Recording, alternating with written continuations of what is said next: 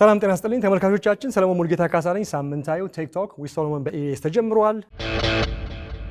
ለዛሬና ለሚቀጥለው ሳምንት በሁለት ክፍል ማቀርብላችሁ በብዙዎቻችሁ ጥያቄ መሰረት ከኤአይ ጋር በተያያዙ ቶፒኮችን ነው። ከዚህ በፊት በኤአይ ጉዳይ በጣም ብዙ ሽፋን እየሰጠሁኝ ነው። አሁንም ግን በጣም በርካታ ጥያቄ መጥተዋል።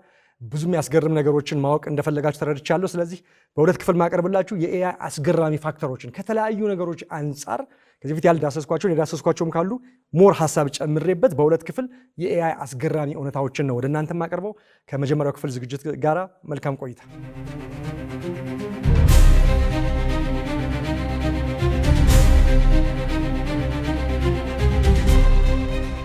ይህም ብነግራችሁ ምን ትላላችሁ?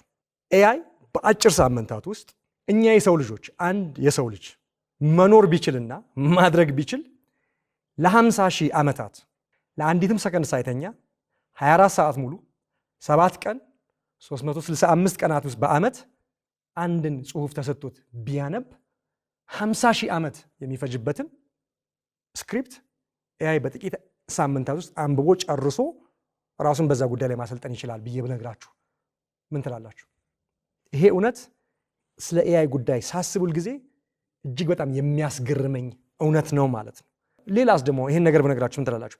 አንድ ሲንግል የሆነ ለኤአይ ማብቂያ የሚውል የኮምፒውተር ቺፕ ዛሬ ላይ እጅግ በጣም ቅንጦት ውስጥ ያሉ መኪናዎች ከሚያወጡት ዋጋ በላይ ነው። አንድ ቺፕ ስንልኩ በእጃችን የምንይዘው ቺፕ ነው ብላችሁስ? ወይ ደግሞ እነዚህ ቺፖች ሲደረደሩ የአንድ ዳታ ሴንተር አንዱ መደዳ ራክ ይባላል። የዚህ አይነት በርካታ መቶዎችና ሺዎች ራክ ተደርጎ ነው ዳታ ሴንተር የሚፈጠረው። አንዷ ራክ ቺፖች የሚደረደሩበት አንዷ ራክ $3 ሚሊዮን የሆነች መቃ የሆነ ፍሪጅ የሚመስል ነገር ይዤላችሁ መጥቼ $3 ሚሊዮን ነው ብላችሁ ምን ትላላችሁ?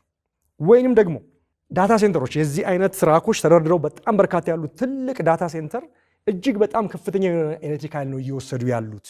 አንዳንድ ጊዜም የአንዳንድ ትንንሽ ሀገሮችን ሙሉ ኤሌክትሪክ ፍጆታ፣ አንዳንድ ጊዜም ሜጋ ሲቲ የምንላቸውን ከተማዎች ሁሉ ፍጆታ ነው እየወሰዱ ያሉት ብላችሁስ ምን ትላላችሁ?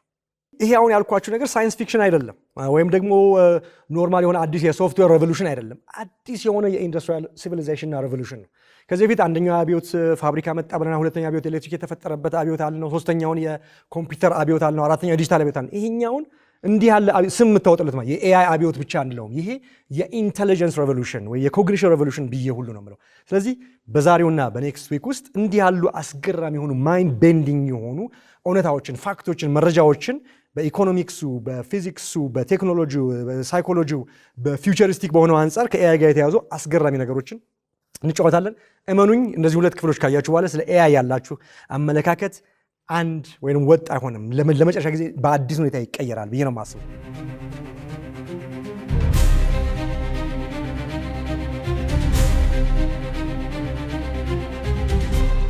የምንጠቀማቸው ሜጀር ኤአይዎች ለምሳሌ እንደ ቻት ጂፒቲ ወይም ደግሞ እንደ ጀሚናይ ወይም ደግሞ እንደ ዲፕሲክ ወይም ደግሞ እንደ ግሮክ ወይም ደግሞ እንደ ክላውድ ያሉ ወይ ደግሞ ቪዲዮ ላይ አሁን ፒክስል የምንለው አለ፣ ሲዳንስ የምንለው አለ፣ በርካቶች ናቸው። እነዚህን ዳታ ኤአይዎች ስንጠቀም በውስጡ ያለው ዳታ ሴት ያን አይነት እውቀት ለእናንተ ወይም ያን ውጤት እንዲሰጣችሁ በውስጣቸው ከ15 እስከ 30 ትሪሊዮን ቶክኖችን ይይዛሉ። ስለ ቶክን ከ3 ዓመት በፊት ነግሬያችኋለሁ። እዚህ ይላችኋል። እያንዳንዷ ነገር የምትጽፏ ነገር ቶክን ነች። ቃሏ፣ ስፔሷ፣ ምልክቷ ኤቭሪቲንግ ቶክን ተብሎ ተቆጥሮ ነው ሲሰጣችሁም ተቆጥሮ ነው። ስለዚህ ኮምፒውት የሚያደርገው በምትሰጡት ቃል ብዛትና እነሱ በምታገኙት ልክ ነው ተደርጎ ከኋላ ያለው ኮምፒውት የሚሰላው እናንተ የምትከፍሉት ማለት። ስለዚህ ከዛ አንጻር አሁን ላይ የምንጠቀምባቸው ሜጀር ኤአይዎች ለእናንተ ያን ውጤት ለመስጠት የሚወስዱት ዳታ ሴት ራሳቸውን ያሰለጠኑበት እውቀት ልክ ትምህርት ቤት ሄዱ የምትገዙት የመጽሐፍ ክምር ላይብራሪ ስታነቡ የመጽሐፍ ክምር ብላችሁ ወሰዱት። እነሱ ዳታ ሴት ያ ነው። ኤአይ ጎበዝ እንዲሆን የሚሰለጥንበት ዳታ ማለት ነው። ከ15 እስከ 30 ትሪሊዮን ይሆናል። ምን ያህል መጽሐፍ አንብቦናል ሰው ፒኤችዲ የሚሆነው የሚለውን ከሱ ጋር አነጻጽሩት። አንድ ዳታ አንድ ኤአይ ጎበዝ እንዲሆን ከ15 እስከ 30 ትሪሊዮን ቶክን ይወስዳል። ይሄ ምን ማለት እንደሆነ ታውቃላችሁ? ያ ትሪሊዮን ቶክን 30 ትሪሊዮን ቶክን ወርዱ፣ ፍሬዙ፣ ሴንቴንሱ፣ ሲምቦሉ፣ ኢሜጁ፣ ኮዱ ተጨምሮ ማለት ነው። ይሄንን ቁጥር አንደርስታንድ ለማድረግ ቅድም ያልኳችሁ እንደገና ልመልስላችሁ። ኢማጂን የሂውማን ሪዲንግ ነንስቶፕ ቅድም ያልኳችሁ 24 ሰዓት በቀን 7 ቀን በሳምንት 365 ቀን በዓመት ምንም ዘገት ሳይተኛ እየበላ የሚጠጣው እየተሰጠው ይሄን ሁሉ እያደረገ መኖር ቢችልና ቢፈቀድለት የሚያነበውን ወረቀት ቢገኝለት ለ50 ሺህ ዓመት ሰው ሳያቋርጥ የሚያነበውን ነገር ነው።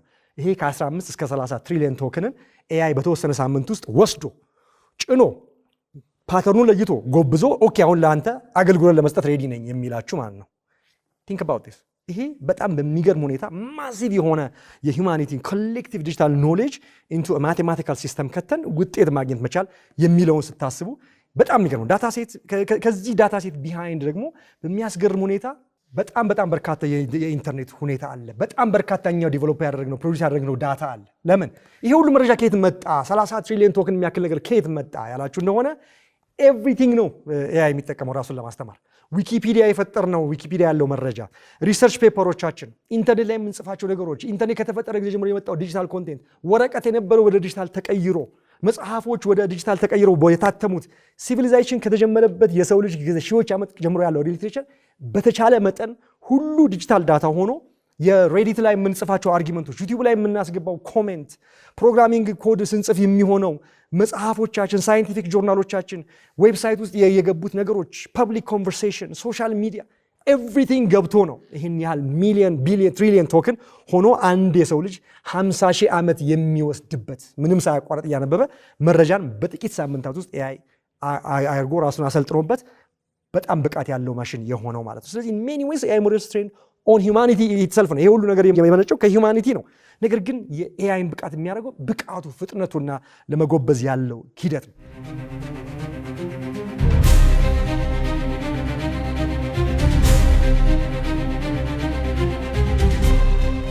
2014 አንድ የተፈጠረ ነገር ልንገራችሁ።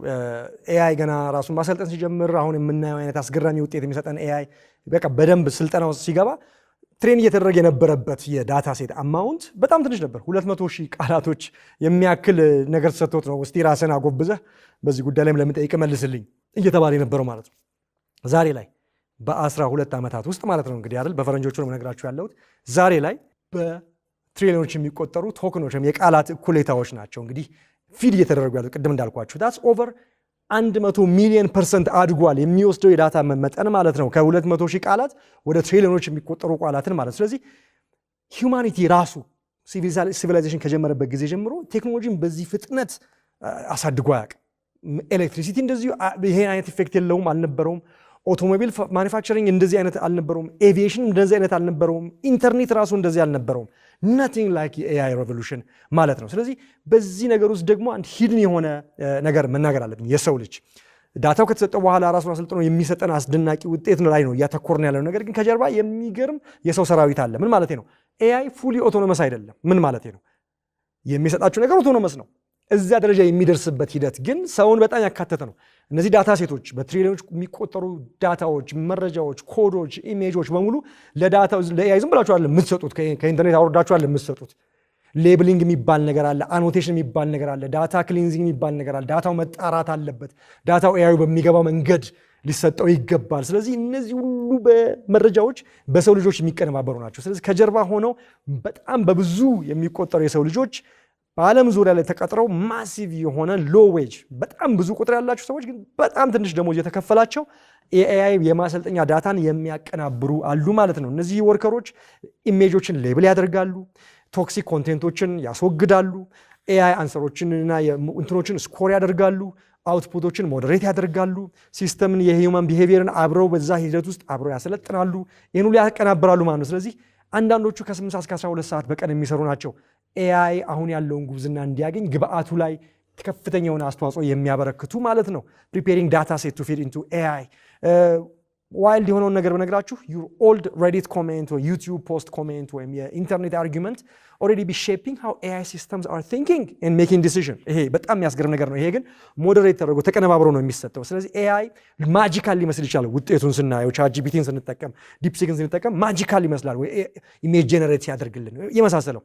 ግን ከጀርባ ያለው ነገር ግን በጣም ሚሊየንስ የሆኑ ሂውመንስ ትሬኒንጉን፣ ማሽኑን፣ ዳታ ሴቱን የሚያቀናብሩቱ መኖሩን ማለት ነው። የሚያስገርመው አንድ ፋክት እዚህ ጋር የኤአይ ካምፓኒዎች ይሄን የሚያደርጉት እንደ ኦፕን ኤአይ ያሉት ለቻት ጂፒቲ፣ እንደ ጀመናይ ያሉት፣ እንደ ግሮክ ያሉት እና ዲፕሲክ ኤአይውን የበለጠ ከዚህ በላይ ጎበዝ እንዲሆን የሚያደርግበት ዋናው ግብአት ማለትም ዳታው እያለቀ ነው፣ አልቋል። ከምድር ላይ ያለው የኢንተርኔት ላይ ያለው ነገር በሙሉ ፖሲብሊ ስክሬፕ አድርገው ወስደው ተጠቅመው ጨርሰዋል የሚል አይነት ድምዳሜ ላይ የተደረሰ ነው የሚገኘው ማለት። ስለዚህ ሂውማን በስልጣኔ ዘመን ውስጥ ጀነሬት ያደረገው መረጃ በሙሉ ለዳታ ተሰጥቶ ለኤአይ ማሰልጠኛ ተሰጥቶ አልቋል፣ ጫፉ ጋር ደርሷል የሚል ነገር ላይ ደርሰናል። ስለዚህ ኢንተርኔት ራሱ ያመነጨው ዳታ፣ የሰው ልጅ ያመነጨው ዳታ በቂ አይደለም ማለት ነው ከዚህ በኋላ ኤአይን የሚቀጥለው ለማድረግ። ስለዚህ ኤአይ ራሱን የሚያሰለጥንበት አካሄድ ቅድም እንዳልኳችሁ ዳታ ስለጨረሰ ራሱን ትሬን የሚያደርግበት አካሄድ ሲንተቲክ ዴታ ይሰኛል። ይሄ በጣም ደግሞ አዲስ ሂደት ነው፣ ግን ምናልባት የኤአዩ ብቃትን ሊያመጣ የሚችለው ነገር ስጋት ውስጥ የሚከትብ ነገር ነው።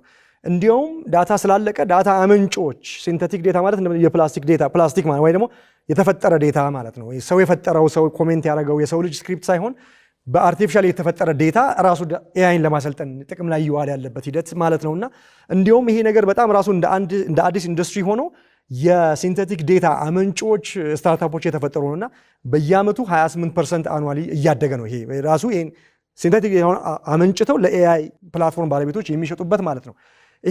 ይሄ ነገር ግን በጣም የኤአይ ባለሙያዎችን ኤክስፐርቶችን አንድ ስጋት ውስጥ ጠልቷቸዋል። ስም አለው፣ ሞዴል ኮላፕስ ይሰኛል። የኤአይ ሞዴል የምንለው የራሱን አሰልጥኖ ለእናንተ ብቃት ያለው ነገር ኢሜጅ የሚያመነጭላችሁ፣ ቪዲዮ የሚፈጥርላችሁ፣ ስክሪፕት የሚጽፍላችሁ፣ ኢሜል የሚጽፍላችሁ ውጤቱ የሚሰጣችሁ ነው።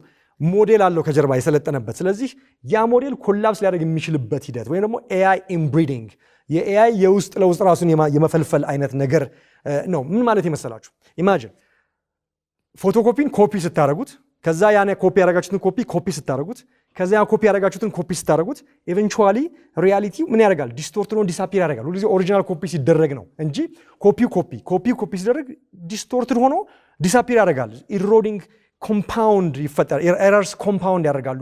የኮፒ 10ኛ ኮፒውን ማንበብና ከዛ ውስጥ ሚኒንግ ማውጣት እንደሚከብደው ሁሉ እንዲህ ያለ የኤአይ ኢንብሪዲንግ እና የሞዴል ኮላፕስ ዲስቶርሽን ግሮ እንዲያደርግ ያደርገዋል። ስለዚህ ዊክ የሆነ ሲንተቲክ ትሬኒንግ ሉፕስ የኤአይ ሲስተሞችን ድሪፍት አዌይ ፍሮም ሪያሊቲ ራሱ እንዲወጡ ሊያደርግ ይችላል። ስለዚህ የሂውማን ኦቨርሳይት፣ የሂውማን ኮሬክሽን፣ የሂውማን ግራውንዲንግ አስፈላጊ የሚሆነው በተለይ ስፔሻሊ አሁን በኤአይ በሲንተቲክ ዴታ ኤአይ የሚሰለጥን ከሆነ ይህ አይነት ነገር ነው የሚፈጠረው ማለት ነው። ስለዚህ በጣም አንደኛው ሾኪንግ የሆነው ፋክት ኮንቴክስት ዊንዶም ይባላል።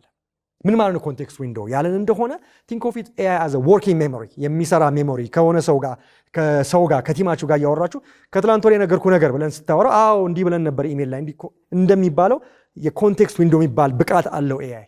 እና ሰም ኤአይ አሁን ሰፖርት የሚያደርገው በዛ ሜሞሪ ኢንተራክት ያደረጋችሁ በአንድ ጉዳይ ላይ የተነጋገራችሁ ቻት እያደረጋችሁት አስታውሶ በዛ ባስታውሰው መሰረት የሚቀጥለውን ጠቃሚ ነገር ለእናንተ መስጠት የሚችልበት ብቃቱ እስከ 2 ሚሊዮን ቶክን ነው ተብሎ ይታሰባል። ይሄ ምን ማለት ታውቃላችሁ? 2 ሚሊዮን ቶክን ከነ ስፔሱ ከነ ምልክቱ ከነ ምኑ ወደ 1.5 ሚሊዮን ወርድ ማለት ነው። 1.5 ሚሊዮን ወርድ ማለት በሺዎች የሚቆጠር ፔጅ ወይ ደግሞ የአንድ ሶፍትዌር የተጻፈበት ኮድ ብቃት ወይ ደግሞ ብዙ የልቦለድ መጽሐፎች ወይም ደግሞ የዓመታት ኮንቨርሴሽን ማለት ነው። 1.5 ሚሊዮን ወርድ ማለት እንግዲህ ይሄ በአንድ ፕሮምፕት ላይ በአንድ ሜሞሪ ውስጥ ኤአዩ አስታውሶ ለእናንተ ያን ሰከንድ በሆነ ሁኔታ ውስጥ 1.5 ሚሊዮን ወርዶችን በኮንቴክስቱ እንደ ውስጥ ይዞ ነው ከእናንተ ጋር የሚያስፈልገው ውጤት ለመስጠት የሚነጋገረው ማለት ነው።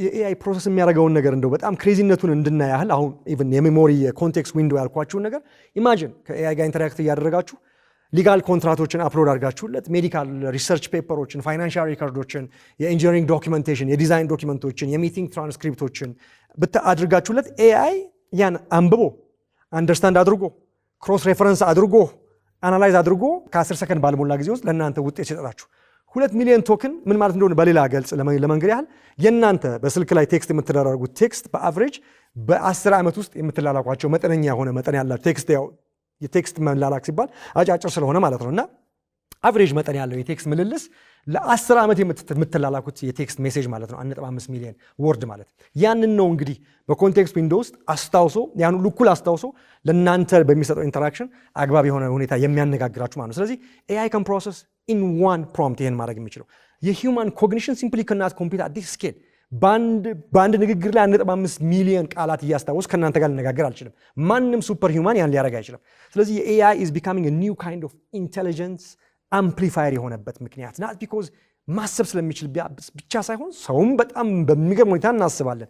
ነገር ግን ፕሮሰስ የማድረግ ብቃታችን፣ ኢንፎርሜሽን ፕሮሰስ የማድረግ ብቃታችን፣ ባዮሎጂያችን የኛ አፈጣጠር ግድብ ነው፣ ውስን ነው። በአንዴ 1.5 ሚሊዮን ወርድ ልናስታውስ አንችልም። 50 እና 100 ወርድ እያስታወስን ነው የምንነጋገረው አይደለም። ስለዚህ ይሄ ነገር ነው ኤአይን የበለጠ ሞር ፓወርፉል የሚያደርገው ማለት ነው። ስለዚህ ትሬኒንግ ሞደርን ኤአይ ፍሮንቲር ኤአይ ሞዴሎችን አሁን የምንጠቀምባቸው ማለት ነው ከኮስት አንጻር ስንነጋገር በቢሊዮን ዶላሮች ያህል የሚያስወጣ ነው። አንትሮፒክ ሲኢኦ ዳሪዮ አሞዲ አንድ ጊዜ ምን አለ?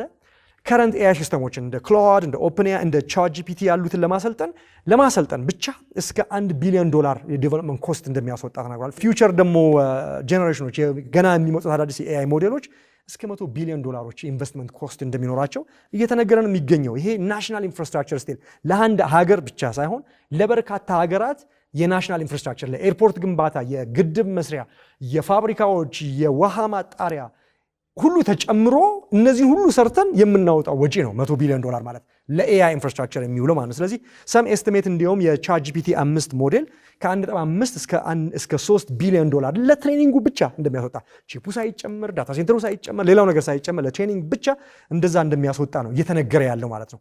ስለ ሃርድዌር ስናወራ ኤንቪዲያን ከዚህ በፊት ነግሬያቸዋለሁ። ኤንቪዲያ ዋናው የኤአይ ብሬኑ ጂፒዩ ወይም ግራፊካል ፕሮሰሲንግ ዩኒት የሚባለው የኮምፒውተር ቺፕ አቅራቢ ተቋም ነው።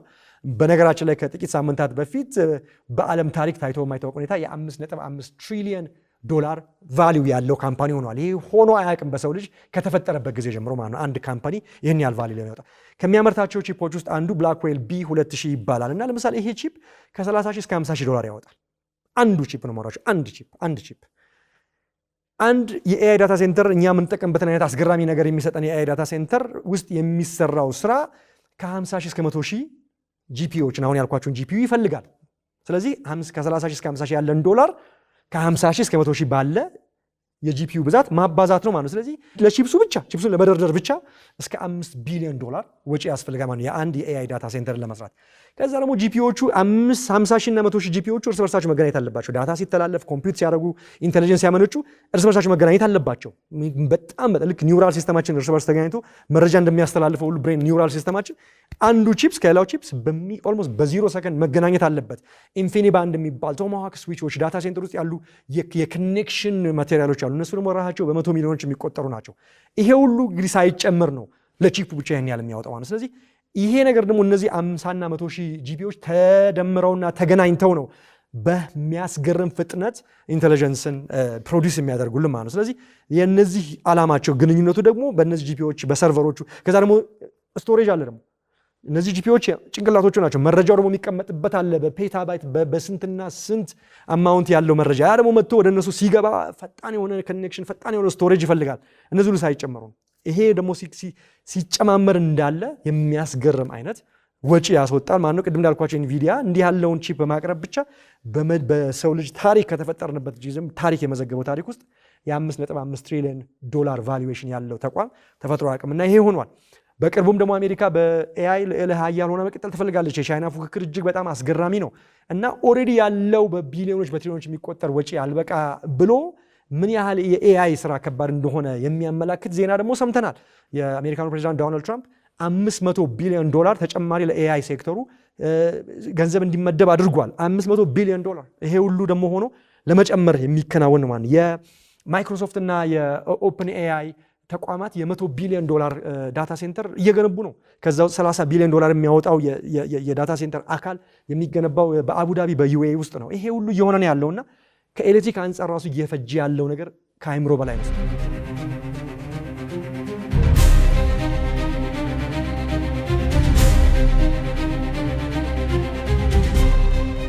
በዓለማችን ላይ የኢነርጂ ቁጥጥር የሚያደርግ ተቋም አለ።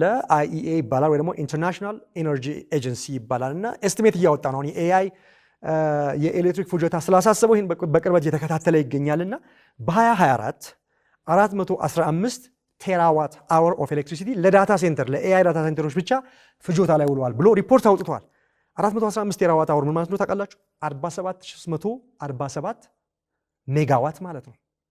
ልድገመው 47347 ሜጋዋት ማለት ነው። በ2024 የኤአይ ዳታ ሴንተሮች የፈጁት የኤሌክትሪክ መጠን ይሄ ማለት በግምት 7 እና ከ7 በላይ የህዳሴ ግድብ የሚያመነጨው ህዳሴ ግድብ ሙሉ ካፓሲቲ ሲያመነጭ የሚያመነጨው ማለት ነው 7 እና ከ7 በላይ ይሄ ለኤአይ ሴንተር ብቻ ሲውል አስቡት። እንግዲህ ሌላኛውስ በ2030 የኤአይ ዳታ ሴንተሮች የሚፈልጉት የኤሌክትሪክ ፍጆታ ወደ 945 ቴራዋት ሃወር ይሆናል ብሎ ይሄው ኤጀንሲ ተናግሯል።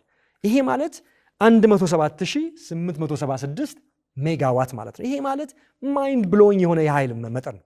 ወደ 16 እና ከዛ በላይ የህዳሴ ግድብ ማለት ነው። እንግዲህ ይሄን ለኤአይ ዳታ ሴንተር ብቻ ሲውል አስቡት።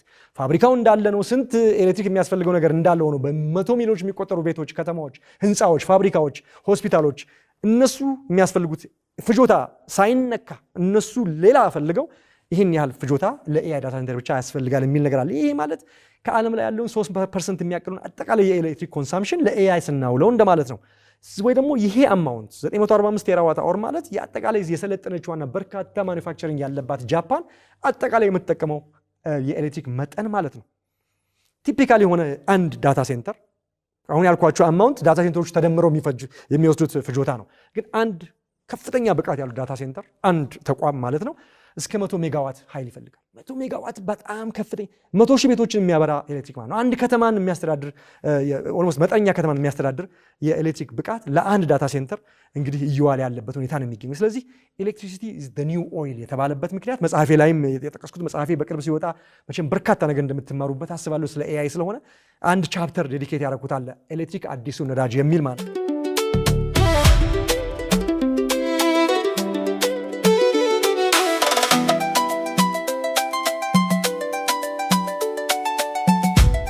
ይሄ ለአፍሪካ ማሲቭ ኢምፕሊኬሽን ትልቅ ኢምፕሊኬሽን አለው። ካንትሪስ ዊዝ ሰስቴናብል ኤነርጂ፣ ሪኒዌብል ኤነርጂ፣ ሃይድሮፓወር፣ ጂኦተርማል፣ ሶላር፣ ዊንድ የግድብ አመንጭተው ያን ማቅረብ የሚችሉ አገራት የሚቀጥለው በኤአይ ላይ የግድ ኮምፒውተር የግድ የኤአይ ሞዴሉ ብቻ ሳይሆን የዚህ ሶርሱ ባለቤት መሆንና የዚህ ሚና ተጫዋች መሆን በኤአይ አብዮት ውስጥ ከፍተኛ ባለድርሻ የመሆን ምልክት ስለሆነ እሱ ላይ ማተኩሮ መስራት እጅግ በጣም አስፈላጊ ነው ብዬ አስባለሁ። ከኢትዮጵያችን በርካታ ሪኒዌብል ኤነርጂ አሁንም ያላት ወደፊትም ፖቴንሻሊ ማድረግ የምትችለው ከፍተኛ ስለሆነ እሱ ላይ እንኳን አተኩረን ብንሰራና የኤአይን ኢንዱስትሪ ወደኛ ሀገር መሳብ ብንችል ከፍተኛ የሆነ ነገር ያስፈልጋል። ኤሌክትሪሲቲ ብቻውን በቂ አይደለም። ያ ስላለን ብቻ ሳይሆን ግን የፋይበር ኮኔክቲቪቲው፣ ሎ ሌተንሲው፣ ሶቨርን ክላውዱ፣ የኮምፒውቱ፣ የሳይበር ሴኪዩሪቲ፣ ኩሊንግ ሲስተሙ፣ ታለንቱ፣ ብቃት ያላቸው ኢንጂነሮች የመሳሰለው ሊያስፈልጋል በኤአይ ሙሉ ተሳታፊ ለመሆን። ግን ኤሌክትሪክ ስላለንና ያንን ማብዛት ስለምንችል ትልቁን አድቫንቴጅ ዘንም የመቀመጡን ነገርና እሱ ላይ መስራትና ትልልቅ የኤአይ ፋክተሪዎችና ዳታ ሴንተሮች እኛ ምድር ላይ እንዲሰሩ የማድረጉም ነገር አስፈላጊ ነው ብዬ አስባለሁ።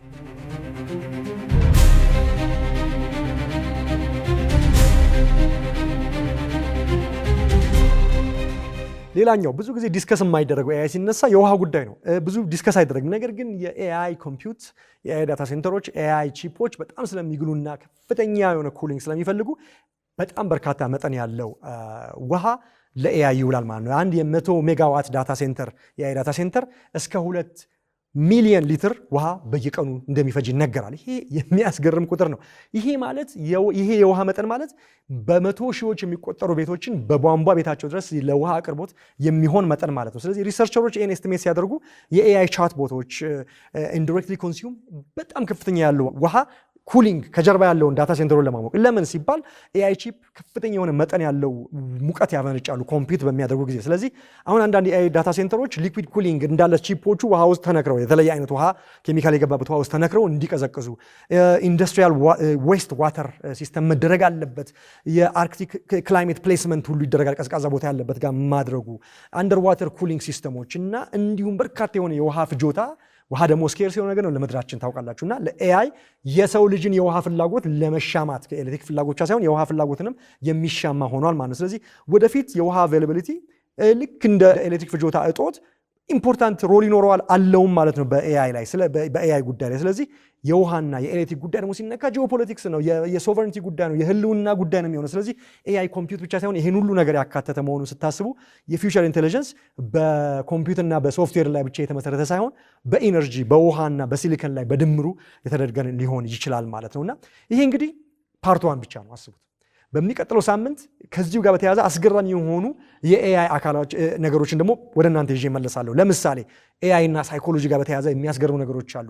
ኤአይ እና ዋርፌር ጋር በሚሊቴሪ ውስጥ ገብቶ የኤአይ ጉዳይ ምን እየሆነ እንዳለ፣ ኤአይ እና ግብረገብ ምንድነው ለሂውማኒቲ ያለው ውጤት የሚለውን ኤአይ ደግሞ ብላክሜሊንግ ሰዎችን በስም ማጥፋት የሚወነጅልበት ኤክስፐሪመንት የተገኘበት ግኝት አለ። የሚያስደነግጥ ጉዳይ ኤአይ በሚሊቴሪ ሲሙሌሽን ላይ ኤአይ በሕክምና ውሳኔ አሰጣጥ ላይና በጣም ከባድ የሆነ የላይፍና የዴት የህይወትና የሞት ሽረት ጉዳይ ላይ ኤአይ ቢወስን ምን ብሎ እንደሚወስን የሚያሳዩ አስገራሚ ደግሞ ተጨማሪ ነገሮችን በሚቀጥለው ሳምንት ይዤላችሁ እመጣለሁ። እንዳያመልጣችሁ። ቅድም መግቢያ ላይ እንዳልኳችሁ የኤአይን የዛሬውን ክፍል 1 እና የክፍል 2ን አስገራሚ አስፔክቶች ካወቃችሁ በኋላ ስለ ኤአይ ያላችሁ እይታ የተለየ አይነት ነው የሚሆነው።